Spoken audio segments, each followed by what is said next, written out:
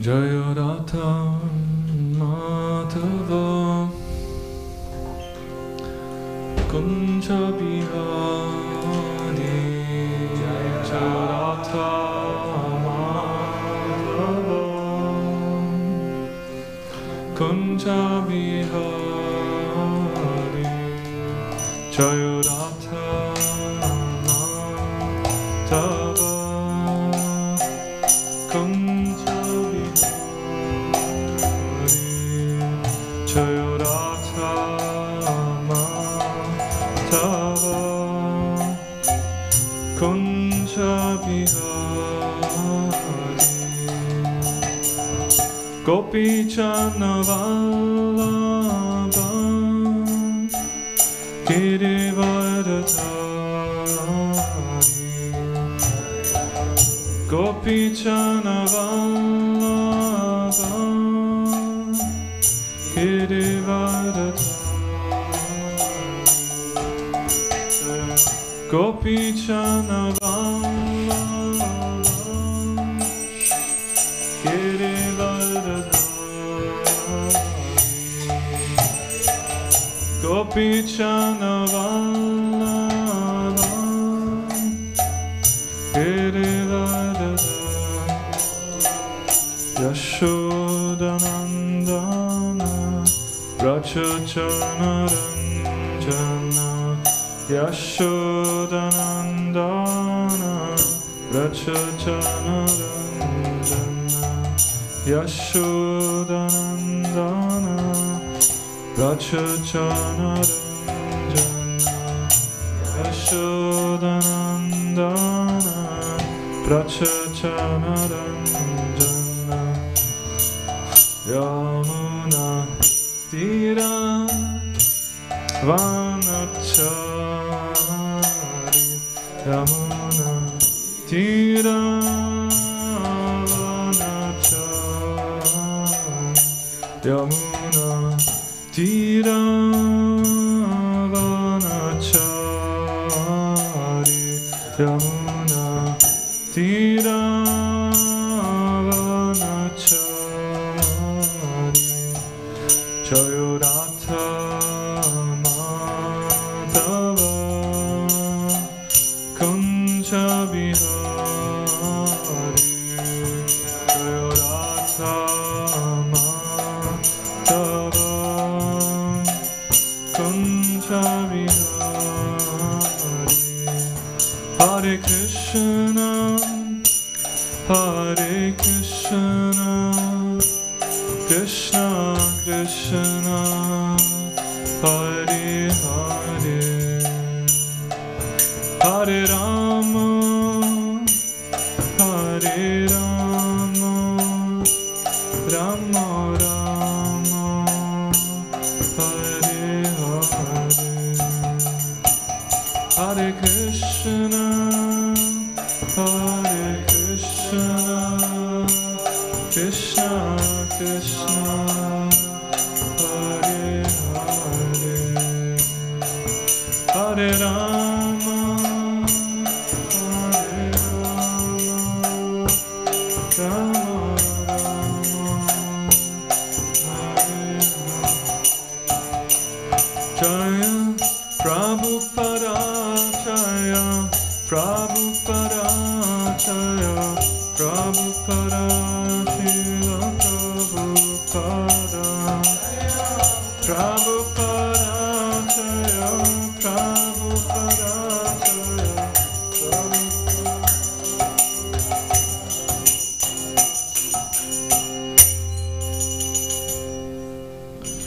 Jai Om Vishnupad Paramahamsa Pariyamchakacharya Satsadashi A.C. Bhaktivedanta Swami Srila Prabhupada Ki Ananta Koti Vaishnavariya Ki Grantaraj Srimad Bhagavatam Ki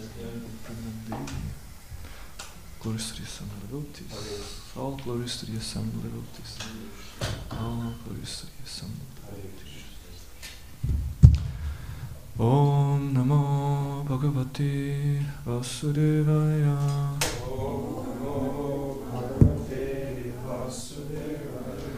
Om Namo Bhagavate Vasudevaya. Om Namo Bhagavate Vasudevaya.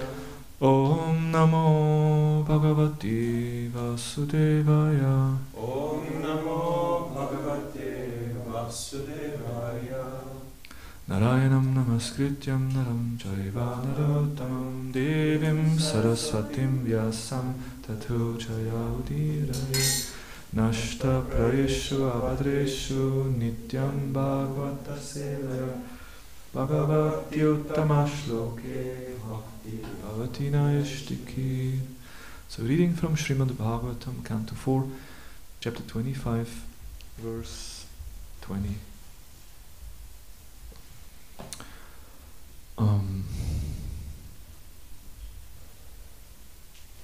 Yatricha yagatam tatra. Yatricha yagatam tatra. Yatricha yagatam tatra. Yatricha yagatam tatra.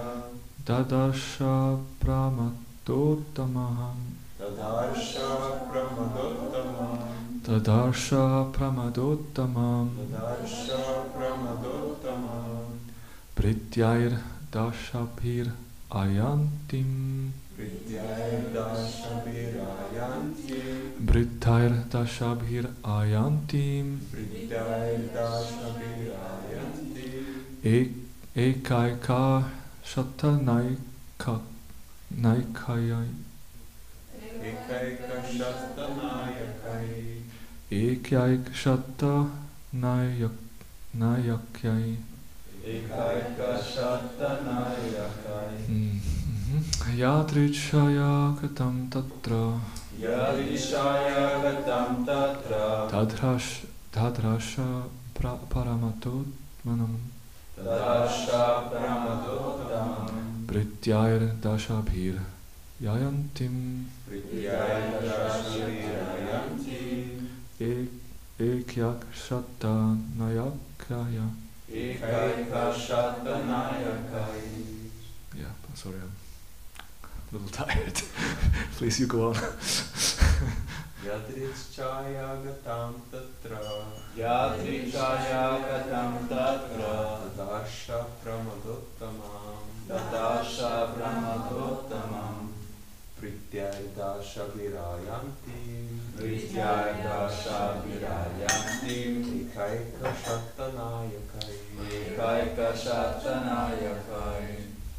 Yatrichaya gatam tatra. Yatrichaya gatam tatra. Tadarsha pramadottamam. Tadarsha pramadottamam. Prityair dashabhir ayantim. Prityair dashabhir ayantim. Ekaika shatanayakai. Ekaika shatanayakai. Vaishnavis. Yatrichaya gatam tatra. Yatrichaya gatam tatra. Dadarsha pramadottamam. Tadarsha pramadottamam. Prityair dashabhir ayantim. Prityair dashabhir ayantim. Ekaika shatanayakai. Ekaika shatanayakai. Yatrichaya gatam tatra. Tadarsha pramadottamam. Prityair dashabhir ayantim. Ekaika shatanayakai. Word by word. Yatrichaya. Yatrichaya. All of a sudden, All of a sudden, without engagement, without engagement, agatam, agatam, arrived. arrived. Tatra, Tatra, there. there. Tadarsha, Tadarsha, he saw. he saw. Pramada, Pramada, one woman. one woman. Uttamam, Uttamam, very beautiful. very beautiful. Vrityai, Prityayi, surrounded by servants. surrounded by servants. Dashabhihi, Dashabhihi, 10. 10. Ayantim, Ayantim, coming forward. coming forward. Eka eka, Eka eka, each one of them. each one of them. Shata, Shata, of hundreds. of hundreds. Na yakai, Nayakai, the leaders. the leaders. Purport and translation and purport by His Divine Grace A.C. Bhaktivedanta Swami Srila Prabhupada Ki Jai. While wandering here and there in that wonderful garden, King Puranjana suddenly came in contact with a very beautiful woman who was walking there without any engagement. She had 10 servants with her, and each servant had hundreds of wives accompanying him. Translation. The body has already been compared to a beautiful garden. During youth, the sex impulse is awakened and the intelligence, according to one's imagination, is prone to contact the opposite sex. In youth, a man or woman is in search of the opposite sex by intelligence or imagination, if not directly. The intelligence influences the mind, and the mind controls the 10 senses. 5 of these senses gather knowledge, and 5 work directly. Each sense has many desires to be fulfilled. This is the position of the body and the owner of the body, Puranjana, who is within the body. End of purport.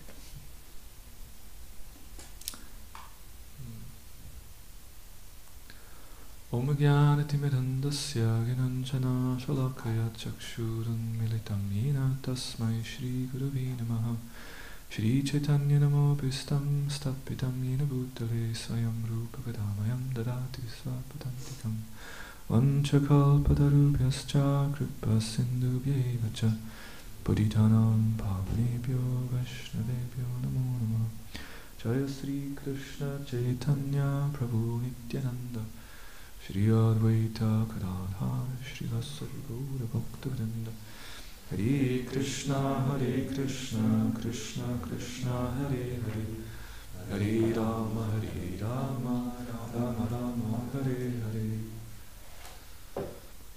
While wandering here and there in the wonderful garden, King Puranjan suddenly came in contact with a very beautiful woman who was walking there without any engagement. She had 10 servants with her, and each servant had hundreds of wives accompanying him. Okay, so so far we have heard the description of the material body. I mean, Puranjana himself is embody the jiva, the conditioned soul, and then we have the description of the city of 9 gates, which is the material body.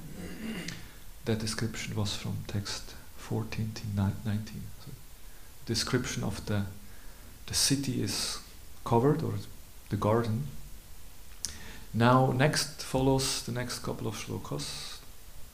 Shlokas 20 to 24 describes the intelligence of the living entity. And the intelligence is called Puranjani. There's Puranjana, which is the living entity. The conditioned soul is the Puranjana. But then the intelligence is called Puranjani. So they enter a relationship, you can say the conditioned soul and the intelligence, they are connected.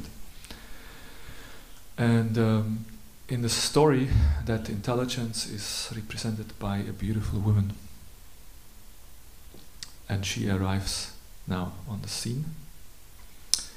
And that beautiful woman, she's Uttama, the highest, or very it's interesting how Sanskrit word, so many different meaning. Uttama usually we understand as the topmost. So here is the very beautiful topmost of all women, is that Puranjani. And she comes on her own, and she comes not alone, but she comes with 10 servants. 2 of 5, that's the Gyanendriya and the Karmendriya, the 5 senses, the knowledge acquiring senses and the working senses. And so these are the 10 servants that come along with the beautiful woman. That means the intelligence is, superior to the senses which are also there. And these 10 senses or 10 servants, they also don't come alone. They come with hundreds of wives accompanying them. And what are these hundreds of wives? Hundreds of desires, unlimited desires, activities and desires, you can say. Yeah, it's interesting. Okay, there's the garden, and there's Puranjan, and there's this beautiful woman. But then there's a servant, and behind the servants, so many other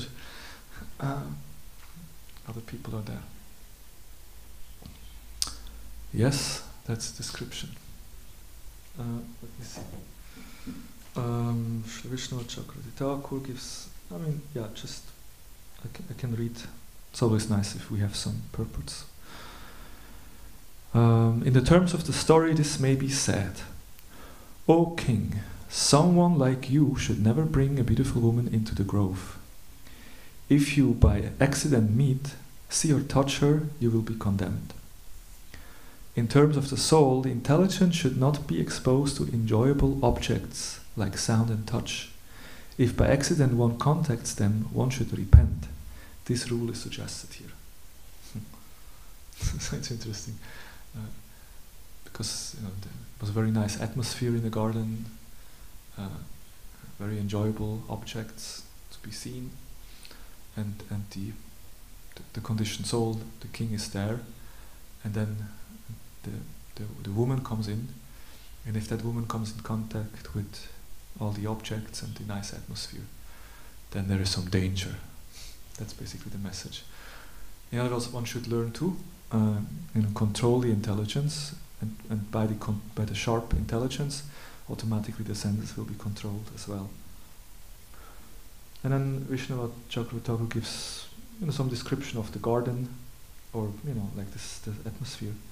What are these sense objects? There were beautiful trees or various forms. There were the calls of birds and various attractive sounds. The trees had branches moving in the spring breeze, filled with water drops from the waterfalls, growing abundantly on banks of lakes with lotuses. The cool water is a sense of taste, and the spring breeze is smell. The breeze is touch. The description of the branches moving in the breeze shows the variety of 5 sense objects available, since with the branch, birds, flowers, fruit, wind, and water necessarily exist.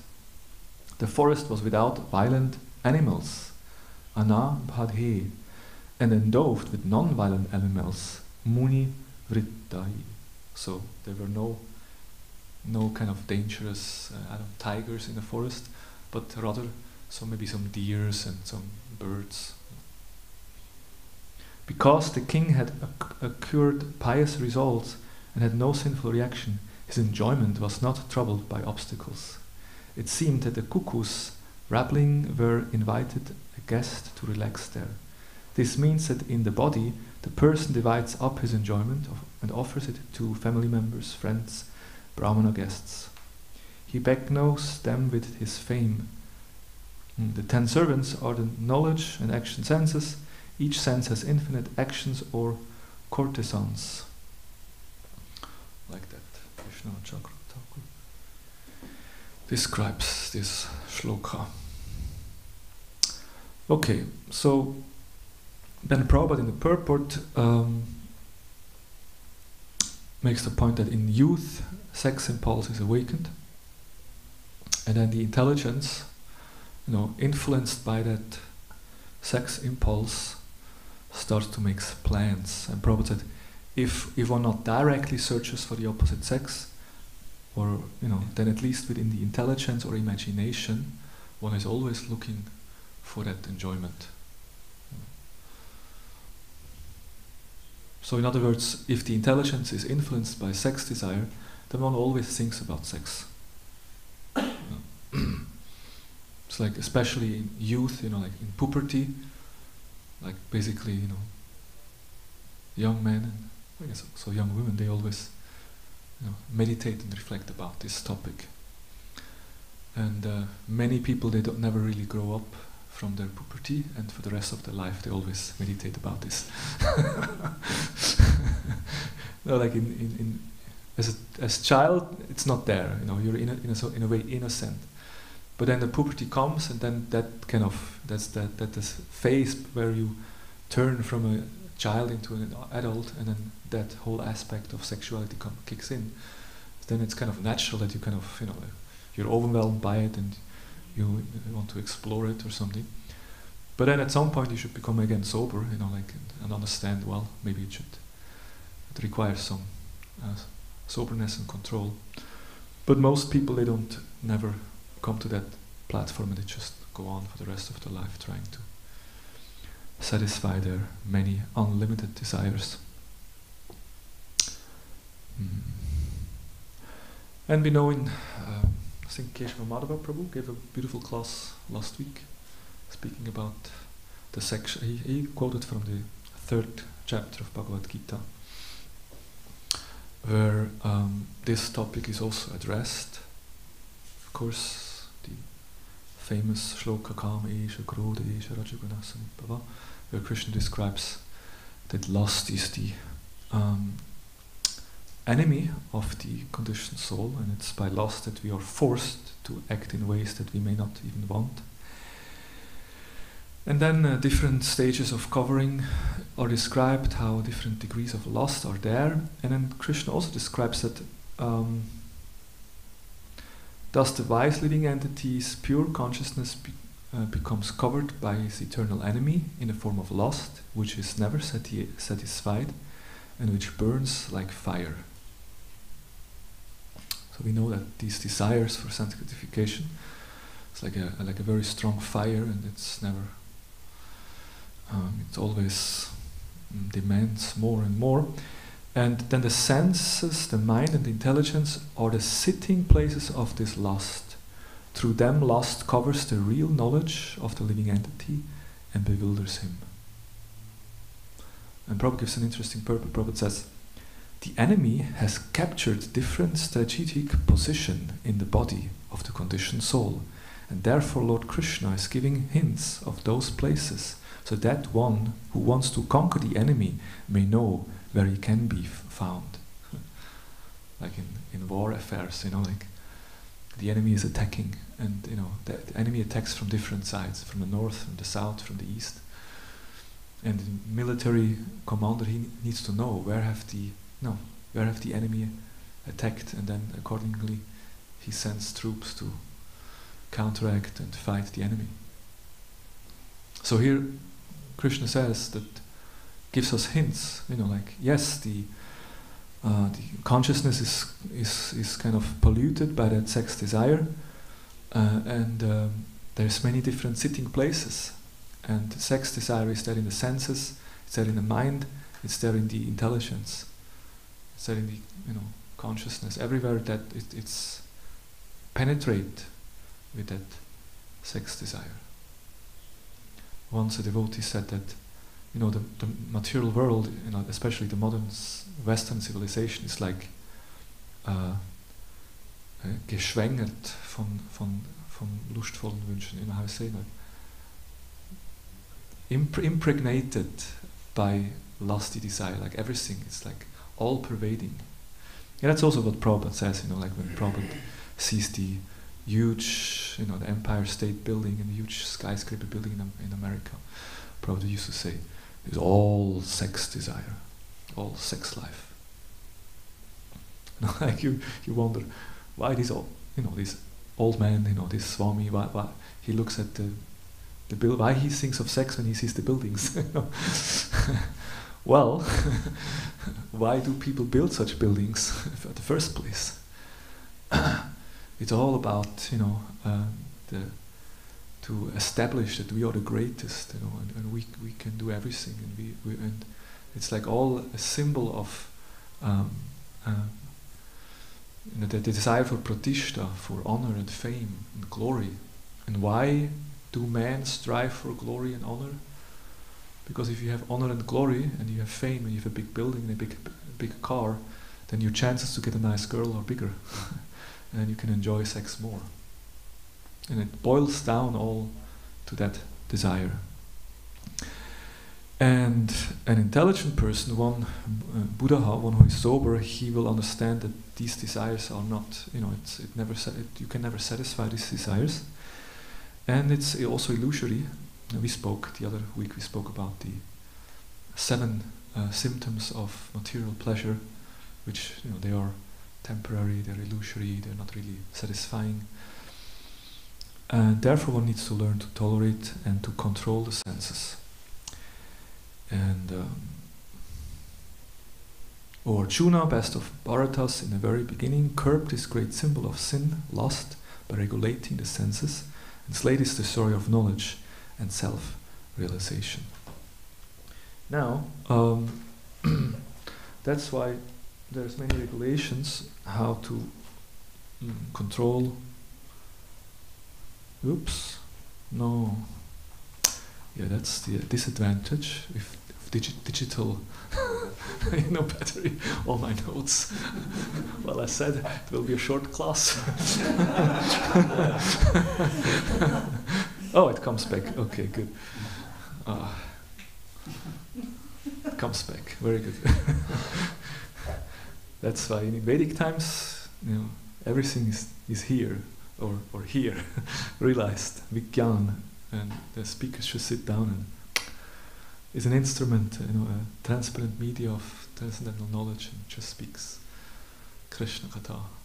But in Kali Yuga, the Brahmanas, they require some support.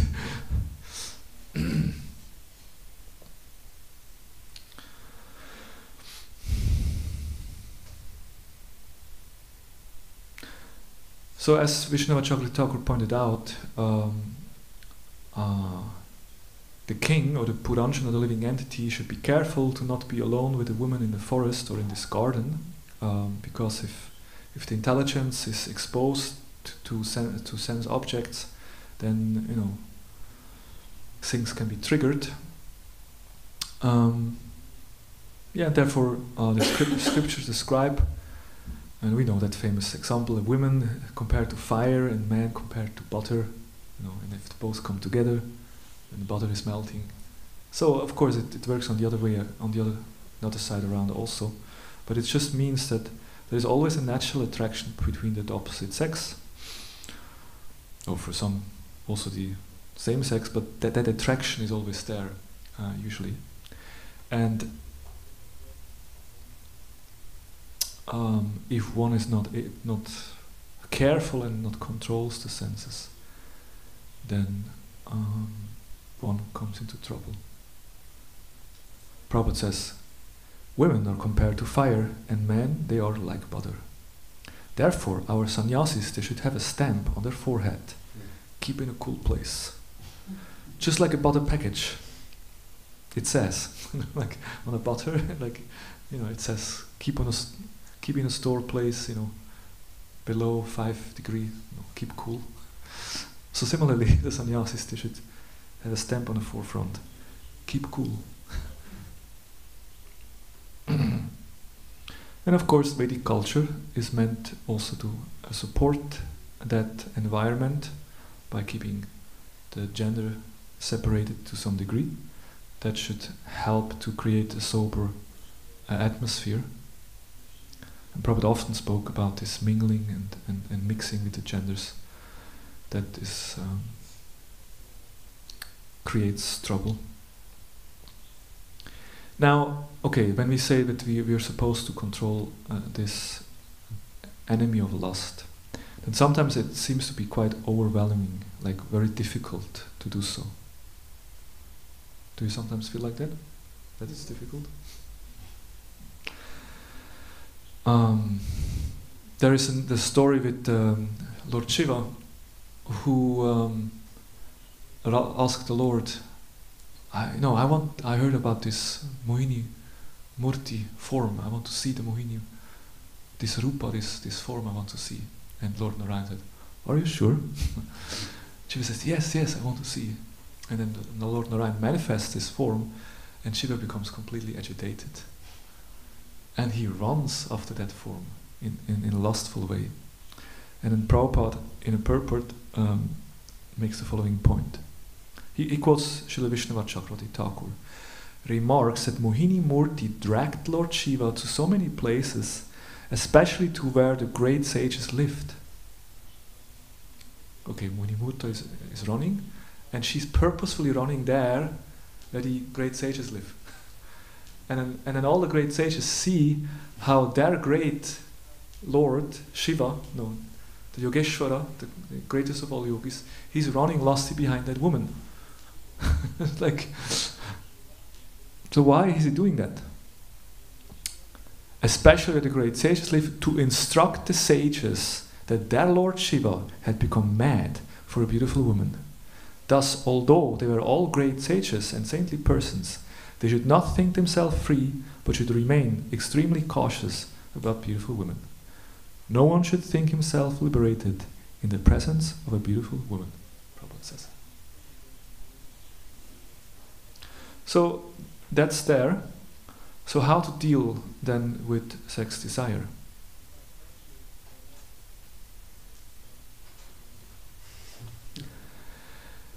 Narada Muni gives us some instructions. Asankalpaya vid kamam krodam kama vivarjanat artanartikshayo lobham payam tadva marshanata. By making plans with determination, one should give up lusty desires for sense gratification. Similarly, by giving up envy, one should conquer anger. By discussing the disadvantages of accumulating wealth, one should give up greed, and by discussing the truth, one should give up fear. So it's interesting. Narada Muni gives here, he speaks about different problems, about lust, about greed, and about fear, right? Envy. Or envy, yes. So how to deal with this? Like enemies, the enemies that are within. And then here Narada Muni gives us different advices. So by giving up, one should give up envy. Or by giving up envy, one should conquer anger. Okay. One should conquer anger by giving up envy. One should discuss the disadvantages of accumulating wealth, to give up greed. And one should discuss truth, to give up fear. And how to deal with lust? By making plans with determination. So that's a very practical advice that we get here from Narada Muni. And then Prabhupada, in his purport to this is from 7:15:22, Prabhupada says, one cannot give up thinking of women, for thinking in this way is natural. Even while walking on the street, one will see so many women.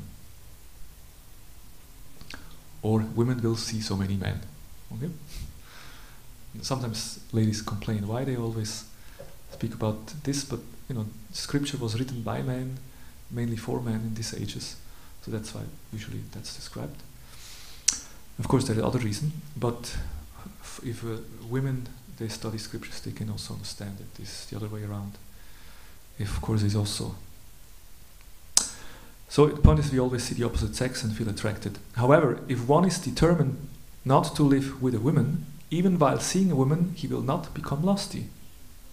If one is determined not to have sex, he can automatically conquer lusty desires. If one is determined. And the Prabhupada gives an example. The example given in this regard is that even if one is hungry, if one on a particular day he is determined to observe fasting, he can naturally conquer the disturbance of hunger and thirst. It's a nice example. And we all have this experience now, like I think tomorrow is Ekadashi, right? So in the morning we get up, we know, okay, today is Ekadashi. So we know today I will not eat any grains, right? Even if I find in my plate there was some leftover samosas from yesterday's university program, and oh, it was a nice samosa. And my mind tells me, yeah, eat the samosa, but intelligence will tell, no. I put it in the refrigerator and I will take it the next day. Because today is Ekadashi. There is no way that I take grain. That's a vow. And sometimes we take more vow, we say, I will fast till lunch. And even if someone cooked a very nice breakfast, no, I will fast till lunch. I'll keep it aside. Breakfast, I will take it at 12 o'clock, but I will fast. Because of that determination, the mind is kind of, basically we made a deal with the mind. The intelligence told the mind, listen, this is what we're going to do. And the mind agreed, okay, I understand. And then it's kind of, it's done. But you sometimes maybe, there's comes Nirjala Ekadashi comes up, and you're not sure, should I do a full fast? Should I drink? Should I not drink? Should I take some fruits or not? And if you don't make a decision the day before, what's gonna happen?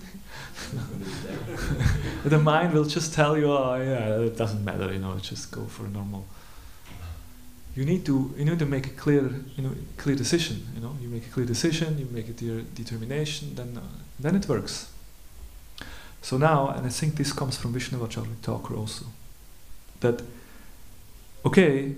if you decide to be a brahmachari, or you decide to live a celibate life, whether in the brahmacharya, the grihastha ashram, whatever, if you decide to be celibate and to control sex desire, you have to make a decision, and you have to be determined. And of course, that decision, maybe every day you have to renew it.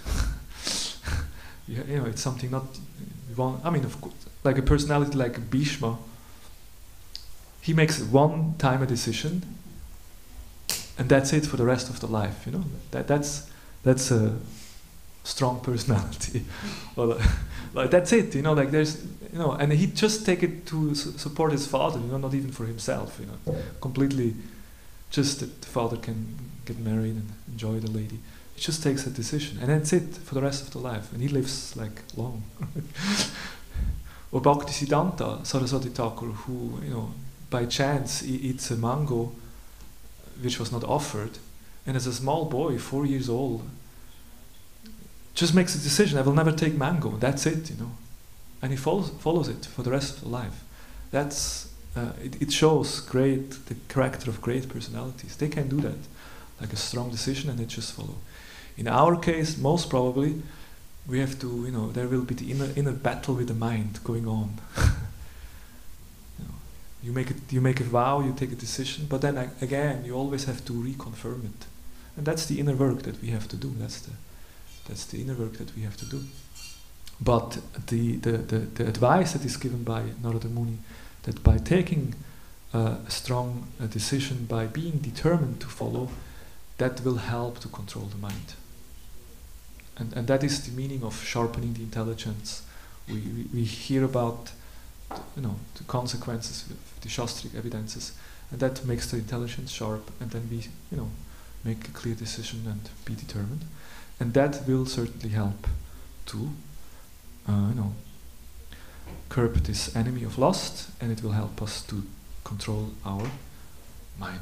So now, in this shloka today, we heard how this Puranjani, the intelligence, now enters into the scene, and Vishnavacharya Thakur warns.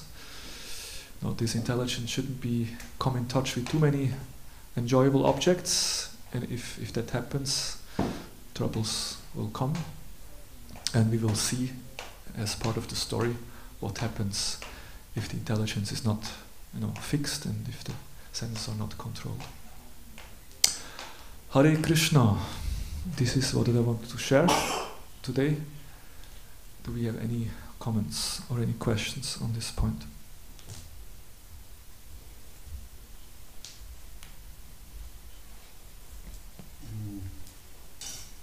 Yes.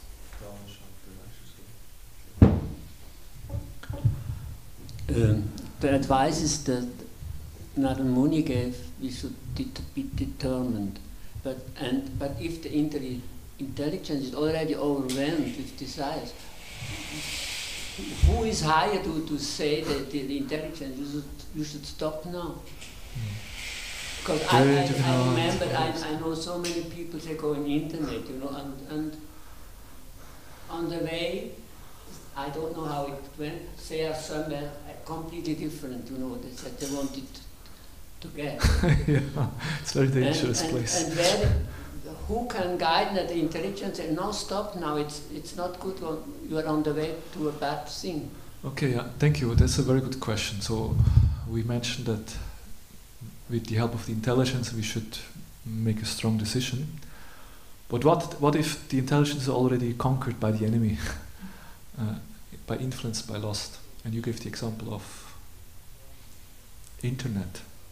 You know. And I think it can happen to everyone. You just you're doing some research and you search something and some pictures come up and maybe innocent in the beginning, and you click one more click and then another kind of picture comes. It's very dangerous. Yes. So then, how to make sure that this intelligence, because we have the experience that hopefully the intelligence will tell, oh wait, the alarm clocks go on, din din din din. Be careful. It's not in a direction where you should go. And then you kind of maybe you stand up and open the window and breathe. Okay.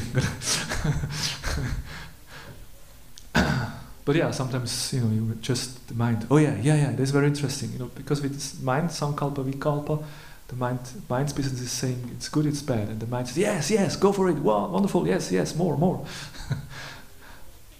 So then, and that's a very interesting point. Once I listened to a lecture by Chaitanya Charan,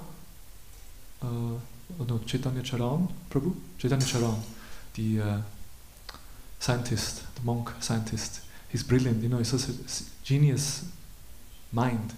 He kind of makes all these intelligent points. So his point was that, and that's the thing of when we deal with any kind of addiction, because lust and sex desire is an addiction. It's a very strong addiction. So in the moment when you are attacked by lust or by the whatever addiction you have, in that moment it's very difficult to do anything. It's very difficult to do anything. If as you said, if the intelligence is already conquered by the lust, you're kind of lost. You just have to go. You become the slave. That's the meaning of go dasa. You become the slave of your senses, of your mind, and the intelligence has to surrender. So in that moment, you can't do much, usually. But in the between, the moment you are agitated, and then there is a phase in between, like I don't know, a couple of days, or a couple of weeks, hopefully, where you're not agitated, and before you next time become agitated, there is something in between, and there you can do something. Mm-hmm. That means, if you build up a strong sadhana, and if you raise your consciousness to sattva guna, then the intelligence will be prepared for the next attack of lust. And then the intelligence will have the strength to fight. But that takes place in between, not when attack takes place. But usually we don't give so much attention to the between. Oh, now I'm okay, I can space out. But that's why it's so important to have a strong sadhana. Then when we have good japa, and we have a good sadhana, we come to the programs and we feel spiritually enlivened and nourished. And in this way the intelligence becomes strong, and if the find that attacks next time, then the intelligence will be, ready to fight. Does that make sense? Yeah. Yes. It's a very interesting question. This problematic was in the verse 36, yes, chapter 2, Kamesha correlation. But Krishna gave the answer in the last verse.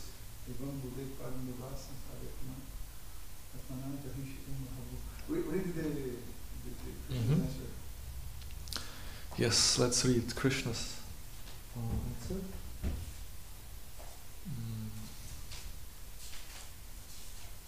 You're saying the text 43, the last shloka? I think that's the last verse. Yeah. Yeah. Evam Bude Param Budva.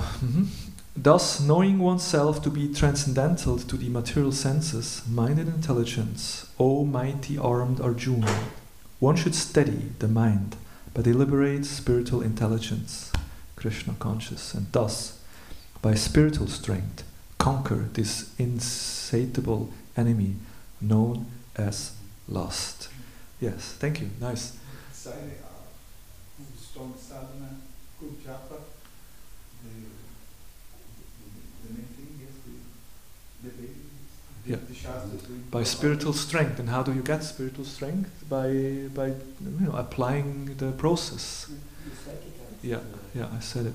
But it's nice, yeah, thank you. Confirmed by Lord Shri Krishna. But also interesting is that's my personal experience, because we see even devotees who are very baka, still they may face challenges, and they may even slip from the path and have difficulties. So why that is? Because it's not only just following fix the path, but it's also really taking shelter, really humbly, surrendering to Krishna and really begging for mercy. That when we talk about how to get that spiritual strength, it's not just by being on the program chanting Hare Krishna, Hare Krishna. It's by actually taking shelter, and then if you're actually taking shelter, and then you're directed under the Daivi Prakriti Ashrita, you're taking shelter of the divine energy of the Lord, and then you're safe, then you're protected. But then to really seeking that shelter, that's the challenge.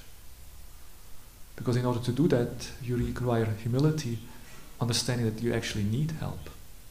Our problem is usually we think I'm quite okay. And because I'm quite okay, there's no need to cry. There's no need to beg for mercy. That's why sometimes we have to be beaten by Maya, and then we understand, and then we again search for shelter. Yeah. Okay, thank you very much. Grantaraj Srimad Bhagavatam Ki Jai, Srila Prabhupada Ki Jai, Krishna Premarupa Dasa, Gaura Bhakta Vrinda Ki Jai, Vanchakal.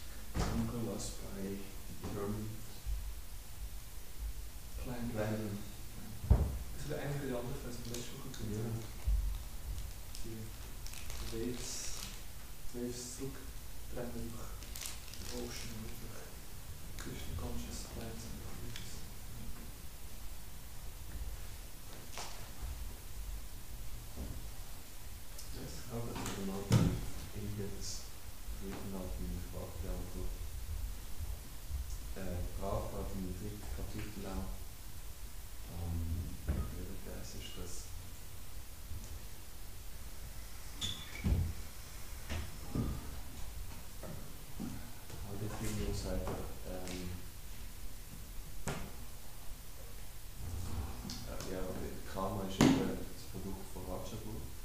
Und so nur wenn so die Sattvagun ist die Lösung vom Problem. Ja, mit Sattvagun heißt du bist sauber. Ja, genau. Also du bist einfach der ganze Raum zum sagen, hey, das ist nicht gut. Ja. Und hast irgendwo eine Prise gemeint, dass du da hast. Das ist schon eine Passion, das ist schon... Aber wie kommst du auf Sattvagun? Und irgendwie ist das so eine wichtige Antwort, in dem, dass du Plan ist ja intelligent. Und irgendwo durch, wenn du es von der Sankhya-Philosophie anschaut, auch Rajagun ist eine Funktion. Planen ist eigentlich Rajagun, du planst die Zukunft. Aber du kannst das eben auf die Sattvagun heben. Du engagest es. Ja. Du engagest das Planen. Und du kannst ja nicht einfach sagen, ich bin jetzt ein Sattva, sondern du musst ja irgendwie auf Sattva kommen zuerst. Und ja, das ist jetzt eben nochmal planen. Ja, ich hoffe, du hast glaube ich schon gut gemacht, wenn du schon gesagt hast. Macht es viel einfacher.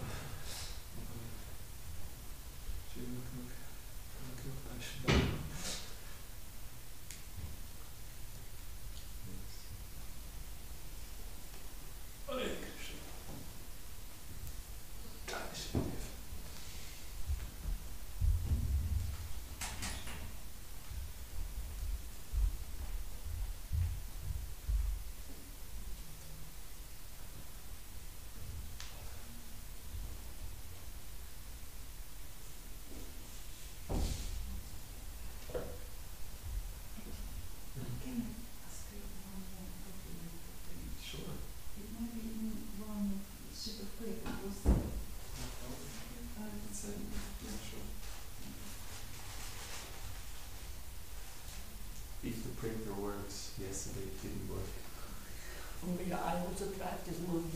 Oh, then I have to first solve the problem.